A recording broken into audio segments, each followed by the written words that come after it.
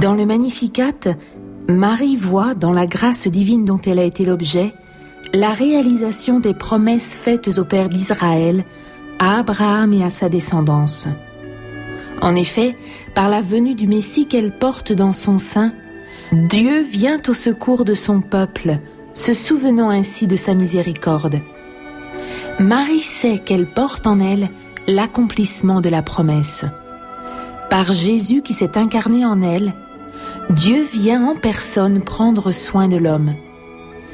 Jésus nous montre en effet comment Dieu veille sur son peuple. De même qu'il fit autrefois sortir Israël d'Égypte, il conduit maintenant l'homme dans la terre promise, la terre où coule le miel et le lait, symbole d'abondance de biens et de paix, le lieu où l'humanité pourra faire l'expérience de l'amour de Dieu le Père, riche en miséricorde. Ce Dieu s'est souvenu contient une réalité consolante. Dieu n'est pas un Père sans mémoire. Il n'oublie pas ce qu'il a créé, ni ce qu'il a promis. Dieu ne nous oublie pas, et même lorsque tout est plongé dans la nuit, il veille et prend soin de nous. Marie a expérimenté tout cela, et elle nous dit aujourd'hui, Dieu n'oublie pas, il ne nous oublie pas, il ne t'oublie pas, parce qu'il est vrai Dieu et vrai Père, depuis toujours et pour toujours.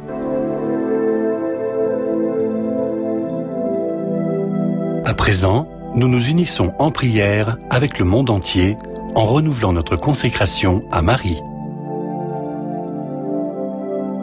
Vierge Immaculée, notre Reine et Mère très aimante, je t'offre tout mon être et toute ma vie.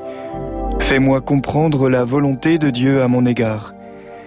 Accorde-moi de redécouvrir le don de ma vocation chrétienne, de voir son immense beauté. Accorde-moi d'être un instrument docile entre tes mains, pour conduire à Dieu tous mes frères et sœurs par l'intermédiaire de ton cœur immaculé.